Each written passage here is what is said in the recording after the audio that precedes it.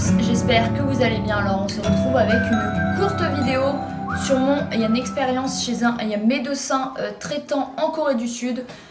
C'est quelque chose dont j'ai parlé à une amie hier et je me suis dit que je ne vous avais jamais fait de retour un petit peu sur cette expérience parce que aller chez un médecin à l'étranger, c'est pas si simple, surtout quand on ne parle, il n'y a pas la même langue, il n'y a pas le même alphabet, quand on est dans un endroit qui n'a absolument rien à voir avec le nôtre, que le système est différent.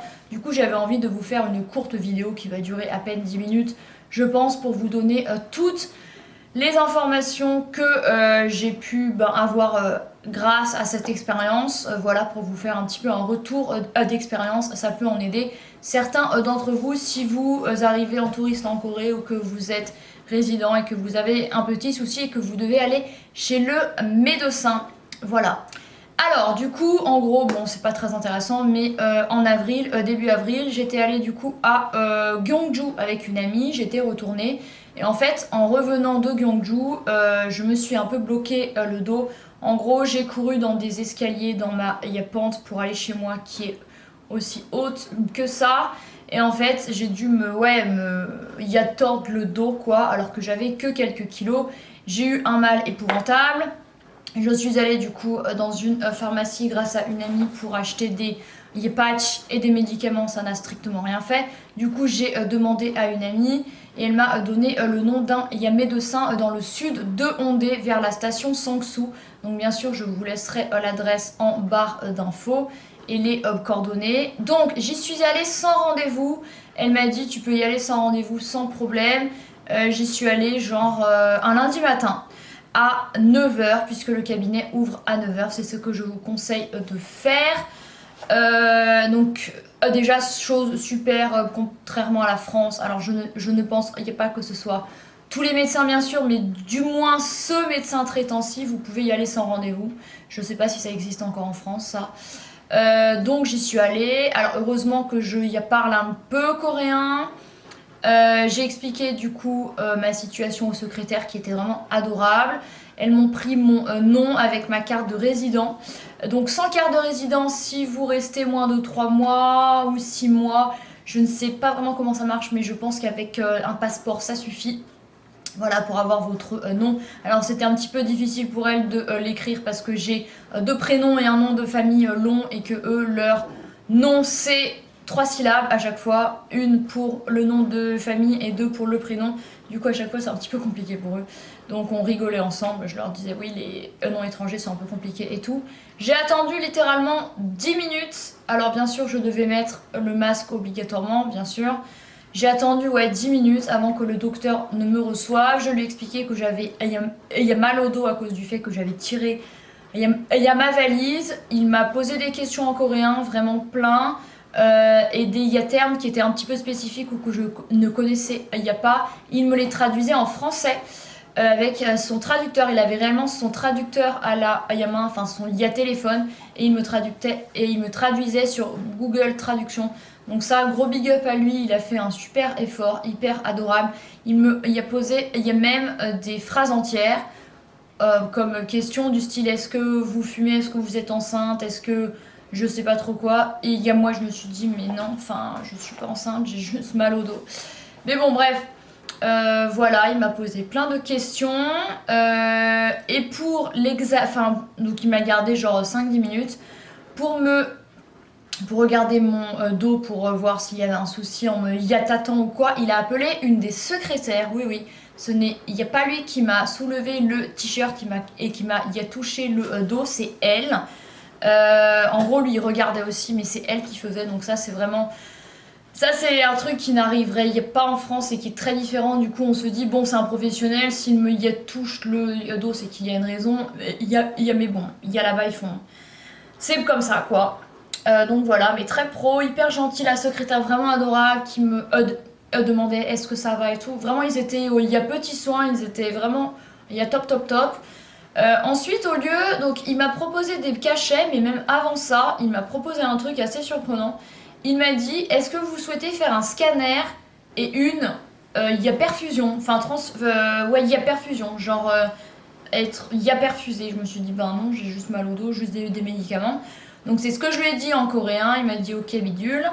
Il m'a prescrit pour 3 jours de médicaments, il m'a rempli le truc. En même pas 10 minutes c'était fait, je suis sortie, je suis allée, il y a payé il y a l'accueil, donc aux 2 secrétaires. Alors j'ai payé, il me semble, si je me souviens bien, 20 000 won.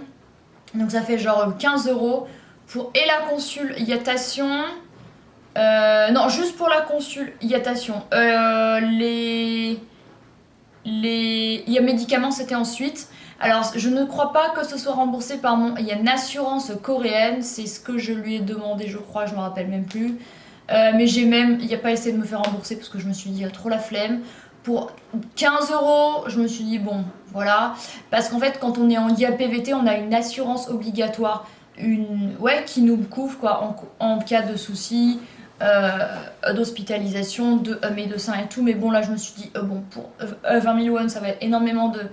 Il n'y a pas de pour rien et en plus je crois qu'elle m'a dit que c'était il n'y a pas remboursé donc bon c'est pas très grave mais franchement pour le prix genre 15 euros un médecin qui te prend tout de suite, très pro, qui me posait vraiment plein de questions et même si la barrière de la langue était vraiment compliquée, il s'est jamais dit ah vas-y elle me saoule je la renvoie chez elle, ultra pas.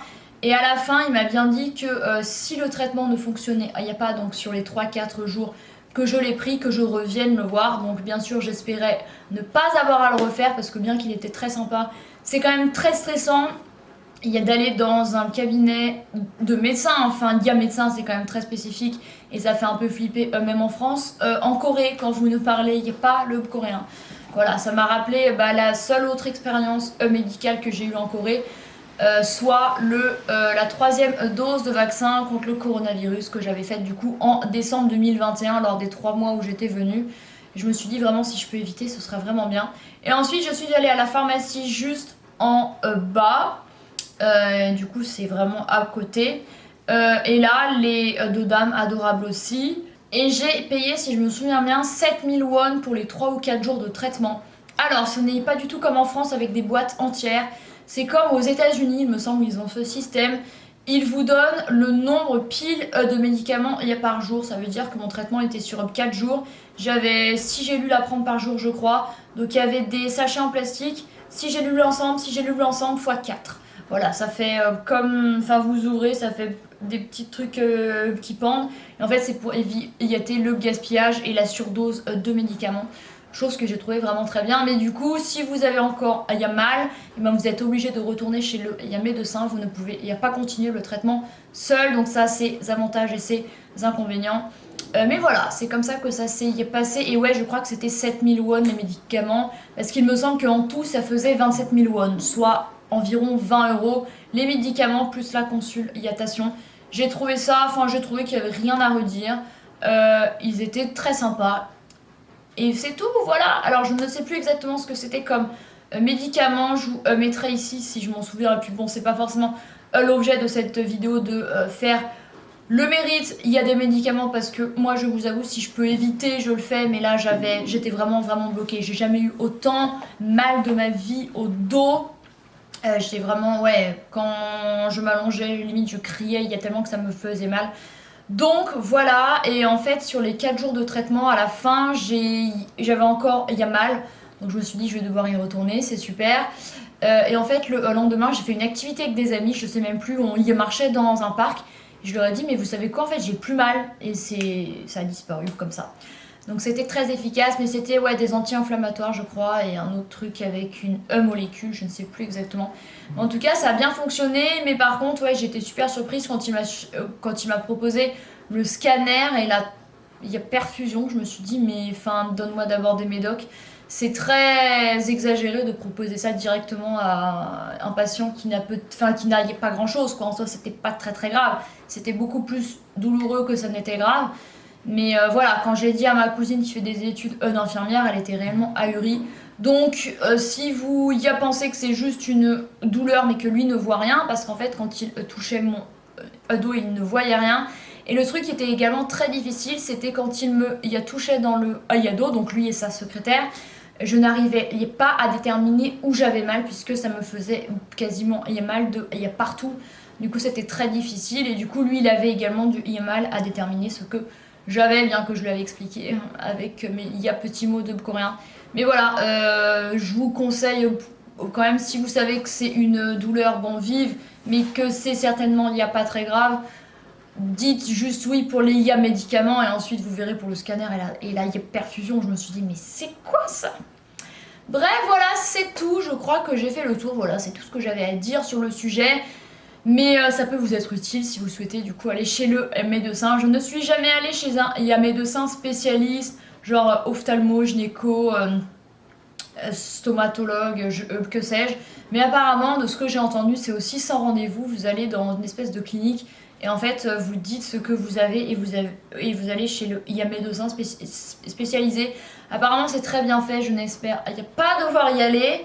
Mais voilà, apparemment, c'est hyper bien fait. Il y a beaucoup moins de problèmes qu'en France sur les délais où on doit attendre des semaines, des mois parfois, ce qui est ahurissant. Et il n'est pas trop cher, je trouve. Donc voilà. Donc il n'y a pas vraiment anglais, ce médecin, mais avec voilà les logiciels de traducteurs et tout, on peut s'en sortir. Si vous souhaitez un médecin anglais, je ne sais pas. Et puis ça se trouve, ils prennent avec rendez-vous. Moi, il fallait que ça aille très vite.